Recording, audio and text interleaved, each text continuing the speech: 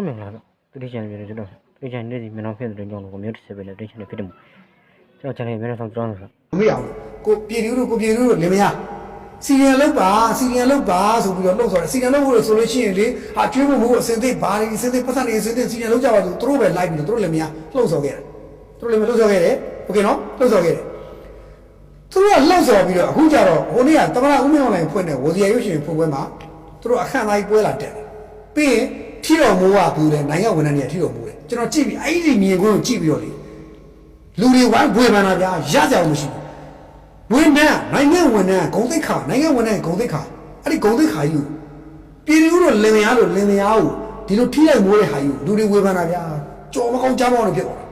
ရှက်ဖို့တော့ကောင်းတယ်ရှက်ဖို့ကောင်းတယ်ပြည်သူတို့လင်မယားကသူတို့ရှက်တယ်လို့ကျွန်တော်မသိဘူးနိုင်ငံဝန်ထမ်းအုပ်စုကလည်းဘလို့စဉ်းစားလဲကျွန်တော်မသိဘူးဒီမြင်ဝဲရဗျာဘလို့ကြည့်စီရီယံလောက်ပါလို့လှုပ်ဆော်ခဲ့တဲ့ဒီလင်မယားကိုဒီဝန်ထမ်းတွေကထိလိုက်မိုးပြီးဝစီရရုပ်ရှင်ပွဲတမန်ဥပ္ပအောင်လည်းပွဲကိုသူတို့လာတက်တယ်ဟာခမရစဉ်းစားကြည့်မြင်ခွင့်ကြည့်တယ်နိုင်ငံဝန်ထမ်းကသူတို့ထိလိုက်မိုးပြီး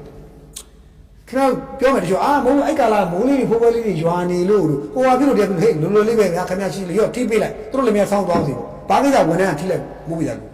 ်နိုင်ငံဝန်ထမ်းကသူ့အကြီးကဲသူ့ရာအထက်ရာရှိတာမိုးပေးလို့လက်ခံတယ်နိုင်ငံအကျိုးပြုတဲ့တကယ်ကိုနိုင်ငံအကျိုးပြုတဲ့ပုံကိုယ်တွေကိုမိုးပေးလက်ခံသေးတယ်ဘယ်မှာလဲပြည်သူတို့ကျွန်တော်လင်မယားနိုင်ငံအကျိုးပြုတာဘယ်နာရှိလဲစီရီယံလို့လှုပ်ဆော်ခဲ့တယ်တိုင်းပြည်ကိုစီရီယံလို့လူတွေကိုလမ်းပေါ်တက်ပြီးတေခိုင်းတယ်စီရီယံလို့တော်ရဲဝင်ခိုင်းတယ်တနတ်ကြိုက်ပုံကန်ခိုင်းတယ်အခုသူတို့ကတမန်ဦးမအောင်လိုက်နဲ့ခွက်ချင်းတိုက်ပြီးဟီဟာသူတို့သွားလုပ်တယ်နမူနာပြောရရင်မကောင်းဘူးပြောရရင်ကဲဘာပြောစမ်းပမာတော့အဲ့တော့အခုထင်လင်းအောင်အားပြောတယ်အခုထင်လင်းအောင်ဆဲရမှာပြည်သူကိုလင်မယားကိုသူဆဲရမှာ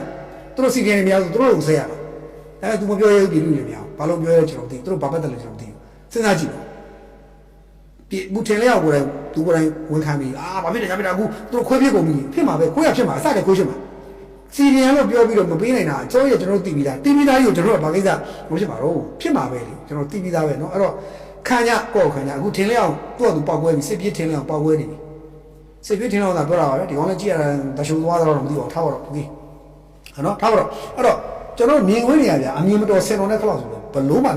ပြောထင်းလေးအောင်စစ်သားဘဝကနေစောက်ရှက်မရှိထွက်ပြေးပြီးစစ်ပြေးဖြစ်သွားတယ်စောက်ပေါ်စောက်ချောက်မလို့ထွက်ပြေးသွားစစ်ပြေးဖြစ်သွားတယ်ထင်းလေးအောင်ထက်မြက်လို့ဒီကောင်လေးအုပ်ဆော်စီရန်လှုပ်ချသွားတယ်ကွာစစ်ပြေးစောက်ချောက်လေးထွက်ပြေးသွားတယ်အခုပြည်တို့လင်မယားစီရန်လှုပ်ဆော်တယ်သူတို့ကအခုပွဲတက်နေတယ်သူတို့လှုပ်ဆော်တဲ့အုပ်စုတွေအလွာတကွာခွတ်ဖြစ်နေပြီလို့ခေါ်တယ်ဘာတွေလဲအဲ့ပြည်တို့လင်မယားထိလိုက်မှုတွေဘာတွေလဲကျွန်တော်အဲ့လိုပဲပြီးတော့ပြောနေတာဗျာဟိုဟွာလို့မဟုတ်ဘူးကျွန်တော်တွေးကြည့်လောကကြီးဘာတွေလဲပေါ့နော်သူတို့ကအဲ့လိုရလာဆိုတော့ကောင်းပြီဒါဆိုရင်ကျွန်တော်တို့ journalist တွေဟုတ်ပြီကျွန်တော်ပြည်ထွက်ပြည်မယ်ဆိုတော့အဲ့တော့သာဆိုပြည်ထွက်ပြည်မယ်တော့ဆရာမိုးလုံးဆယ်ပြီးလဲပြီးတော့ကျွန်တော်မြန်မာရပြန်လာရင်ပြောမရဘူးသူတို့ကအလိုနေကျွန်တော်ကဆရာကြီးဖြေဦးလာမသိဘူးအခုကျွန်တော်တို့စရကလေးအတိုင်းပြည်ပေါ်သက်စာမပေါ့ဘယ်မှာအေးအေးဆေးနေတဲ့ကောင်လဲဘာခေါ်သွားလဲဘာဖြစ်သွားလဲအဲ့တော့အေးပါလို့ကျွန်တော်တို့လည်းလူတွေအုံလောက်ရှိတယ်ကြက်ပြည့်တယ်နားလေတယ်ဘယ်သူတွေဘယ်ကွက်ခင်းဘာတွေရွှေ့နေလဲကျွန်တော်သိတယ်နိုင်ငံတော်သမ္မတစပြီးအောက်ခြေသူ့အလွာတစ်ခုမှာဘယ်သူတွေဘယ်ကွက်ရွှေ့လဲကျွန်တော်တို့သိတယ်ကျွန်တော်အဲ့လိုမညံ့ဘူးမတုံးနေမို့မပြောတာရင်မပြောဘူးပြောတာတဲ့ခါကျကျွန်တော်တို့တစ်ချိန်မှာကျွန်တော်တို့တွေမသေးသေးစောင်းနေရအောင်ကျွန်တော်တို့မသေးသေးဘူးတက်ကြည့်လိုက်စောင်းရင်မှာ60 90 80ကျွန်တော်စောင်းရေးနေသေးတယ်အဲ့ခါကျရင်ကျွန်တော်တို့ရေးတဲ့ခါကျတော့မှခင်ဗျားတို့စိတ်တော်မဆိုးနဲ့ကျွန်တော်တို့တုံပါအဲ့ကြရင်ရေးပြီခုမရေးဘူးကိုကရေးလို့မရဘူးနောက်ကျကျွန်တော်ရေးမှာရေးတော့မှစိတ်မဆိုးနဲ့ရှင်းရှင်းလေးကျွန်တော်တို့တဲ့ရေးခဲ့မှာအဲ့တိုင်းစာကိုခင်ဗျားတို့ဖျက်နိုင်လိုက်ဖျက်စုပ်နိုင်လိုက်ဒါပဲရှိတယ်ကျွန်တော်ရှင်းရှင်းလေးပဲကျွန်တော်တို့ရင်ထဲမှာဒါလေးမှမှတ်ထားတယ်ဒါပေမဲ့နိုင်ငံတော်ဘယ်တော့မှပုံကန်းနဲ့လုံးမလုပ်ဘူးအကြမ်းဖက်နဲ့လုံးမလုပ်ဘူးလှုပ်ဆော်နဲ့လုံးမလုပ်ဘူးလူမျိုးလှုပ်ဆော်လို့နိုင်ငံရေးလှုပ်ဆော်လို့ဘာလို့မလုပ်ဘူးဒါပေမဲ့ကြမ်းဖက်ခြင်းပုံကန်းခြင်းလှုပ်ဆော်ခြင်းဘာလို့မလုပ်ဒါပေမဲ့ကျွန်တော်တို့ဒီထဲမှာတမိုင်းမှာမှတ်ကြောက်တင်ခဲ့တယ်မှတ်တမ်းရေးမှာကျွန်တော်တို့မှတ်တမ်းရေးနောက်မျိုးဆက်လူတွေသိအောင်မှတ်တမ်းရေးခဲ့မှတ်တမ်းရေးမှာကျွန်တော်တို့မှတ်တမ်းထဲမှာခင်ဗျားတို့လုပ်ခဲ့တဲ့များအကုန်လုံးကဘယ်ဟာမှမလွတ်စေအောင်စိတ်မပူနဲ့ဘယ်ဟာမလွတ်စေအောင်အကုန်ရေးမှာရှင်းရှင်းလေးပဲ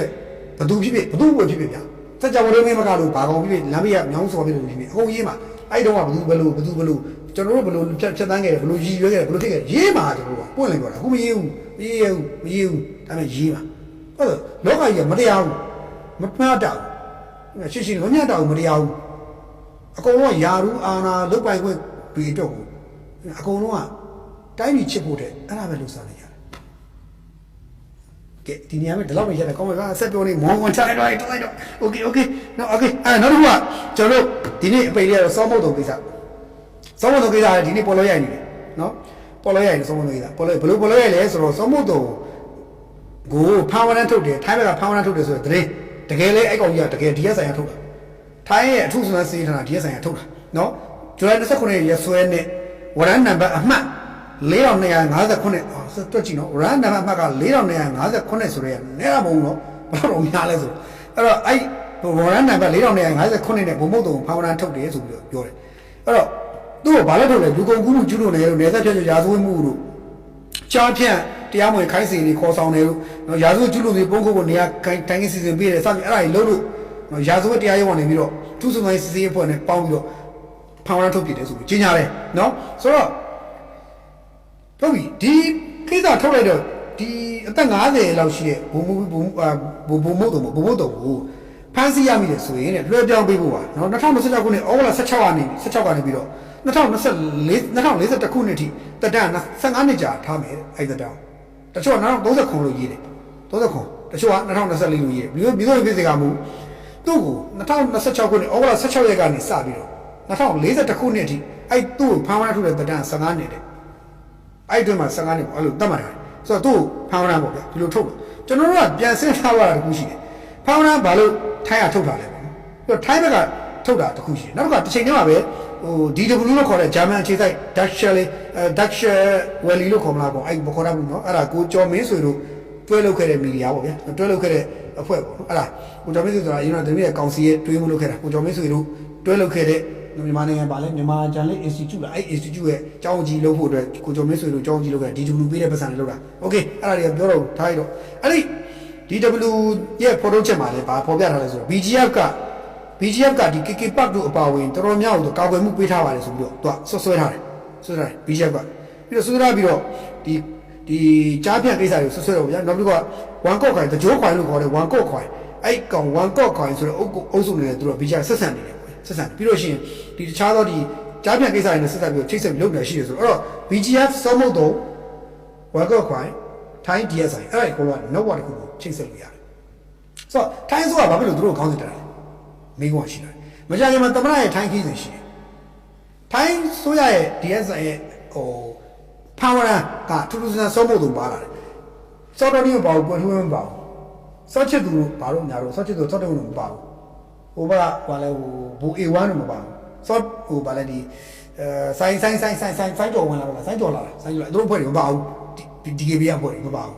ဆိုတော့ထူးထူးဆန်းဆန်း BGF ကခေါင်းဆောင်တွေကတရားဖြစ်တဲ့ဘုံဘုံတုံကြတော့ပါထားတယ်ဆိုတော့ဘုံဘုံတုံလူကောင်းမှုလို့ကျွန်တော်ပြောတာဆိုကောင်းကြီးမကောင်းကြီးကျွန်တော်မသိဘူးစိတ်ဝင်စားဘူးဒါပေမဲ့လူတွေအများကြီးနေရာမှာဘုံဘုံတုံ highlight လုပ်တယ်ဆိုတော့အကြောင်းတော့ရှိတယ်တောင်းတော့ရွေးချက်ရှိမှုရတယ်ထိုင်းဘာလုပ်ချင်တာလဲဘယ်ကောက်ကိုသူတို့ရွှေ့ချင်တယ်ဘာကိုကစားချင်တာလဲသူဘယ်အောင်ကင်ပြီးတော့ဘယ်အောင် release လုပ်ချင်တယ်ဘယ်ကိုရွှေ့ချင်တယ်ဆိုတော့ထိုင်းမှာရွေးချက်ရှိတယ်ဒီချားမြတ်ကိစ္စကြီးထိုင်းမပါဘဲနဲ့ဘယ်ချားချမ်းမှဖြစ်မလားကျွန်တော်မနေ့ကပြောတယ်မျိုးစရာတယောက်ကယူတယ်မြေဩသာထိုင်းကယူတယ်မြန်မာပြည်အပေပေါက်တယ်လို့ကျွန်တော်ပြောပြီးပြီအဲ့ဆိုရင်မြန်မာပြည်မှာပေါက်တဲ့အပေပေါက်ခံရတဲ့မြန်မာပြည်ကတာဝန်ရှိရလားမျိုးစေ့ပေးတဲ့တရုတ်နဲ့မြေဩသာလောင်းတဲ့ထိုင်းမှာတာဝန်မရှိဘူးလားအများကြီးပဲအဲ့တော့ဘုံဘုံတို့ဒီလူကောင်းတွေလားလို့မင်းလူကောင်းတွေဟုတ်ချင်မှဟုတ်တယ်ပဲကျွန်တော်စိတ်ဝင်စားဘူးတိုးတော့ထိုင်းဒီကွက်ကြားမို့လို့အတွက်တချို့လူနာမည်တက်ပြီးတချို့လူနာမည်တက်ဘူးအဲ့တော့တဘောကသူတို့နဲ့နီးစပ်ဆက်ဆံရင်နာမည်တက်ဘူးလို့ရွေးချင်တာလားနီးစပ်ဆိုင်နာမည်တက်လို့ရွေးတာလားသူတို့နိုင်ငံထဲမှာခင်ဗျာနေရမ်းမြတ်မှတ်ပုံလေးနဲ့နေထိုင်းမှတ်ပုံလေးနေတယ်ကွယ်ထူဝင်စောတော်နီထိုင်းမှာနေတယ်မဲဆောက်ချင်းမဲမှာနေတယ်မဲဆောက်မှာနေကြတယ်နော်စောတေဝင်တို့ဘုံမတော်တို့ကွာဘိုးချစ်သူတို့ကတော့ဒီဘက်မဲဆောက်ဒီဘက်မှာနေတယ်ဟိုမှာထိုင်းမှာသူတို့စီးပွားရေးအများကြီးထည့်ထားတယ်အဲ့တော့အကုန်လုံးကအကျိုးစီးပွားနဲ့ချီပြီးတော့နာမည်တက်ပြီးလှုပ်ချင်တယ်လှုပ်နေကြတဲ့သဘောတော့တွေ့ရတယ်အဲ့တော့ဘလို့လာမလို့တော့မသိဘူးဘုံမတော်လည်းဘလို့ရှင်းရှင်းမသိဘူးဘုံမတော်တို့ဒါကိုသူတို့မြင်တယ်သူတို့တွေ့တယ်ဘုံတော်မြင်တော့ဘုံမတော်ကတော့ဘာတွေးမလဲကျွန်တော်မသိဘူးသူစဉ်းစားနေသူမြင်အောင်ကျွန်တော်စဉ်းစားဟာကျွန်တော်ငါကြမှာလုပ်တယ်ဟာငါလူကောင်းလို့ဆိုငါလည်းကောင်းချင်မကောင်းချင်ဘူးတိုးတော့ငါလူမကောင်းတဲ့ကောင်တပုံကြီးပဲဘာဖြစ်လို့ငါလူကောင်းမဟုတ်ရင်တော့ငါလူမကောင်းတဲ့ကောင်တပုံကြီးပဲဘာလို့ငါကြမှာရွေးလုပ်လဲဆိုတော့မေးကွာဘုံတော်လို့နေမျက်စိတွေဆိုဟာငါ့ကိုရွေးလုပ်တယ်ကျန်တဲ့ကောင်မရအောင်မေးကြရင်အများကြီးပဲလောကကြီးမှာမေးကြရင်အများကြီးပဲအဲ့တော့ထိုင်းဒီရွေးချက်တစ်ခုရှိနေပုံရတယ်ဘာလို့ရွေးနေလဲတော့ကျွန်တော်မသိဘူးစောတော်နီကွယ်တွင်းတို့အုပ်စုတွေမပါဘူးဟိုဘက်အုပ်စု KNA အုပ်စုမပါဘူးပြီး DKB အုပ်စုမပါဘူး KNA လည်းမပါဘူးနော် KNA PC လည်းမပါဘူးတူတူစံစံ BGF ကိုမှရွေးလုပ်တယ်ဆိုတာမြန်မာအစိုးရရဲ့အောက်ကဖွဲ့ဝင်ရွေးလုပ်တယ်ဆိုတာရွေးချက်ရှိတယ်ဆိုတော့ပြောချင်တာဘာရွေးလဲတော့ကျွန်တော်မသိဘူးဒါတွေကနောက်ပြန်မှာမြုပ်တဲ့ဇလန်တွေရှိနေအဲ့တော့အများကြီးမှတ်ချက်မပေးလို့သိဘူးအဲ့တော့ဒီ ဒီတိုင်းဆက်သွားရင်ထိုင်းဒီမြန်မာအစိုးရနဲ့ဘာအပေးယူလို့ရှိမလို့ဒီဟာကိုချွေထားလဲဆိုတာကိုကျွန်တော်မေးရမလို့ဖြစ်နေတယ်အဲ့တော့စောစီမတုံ့တက်ခြင်းတွေအတွက်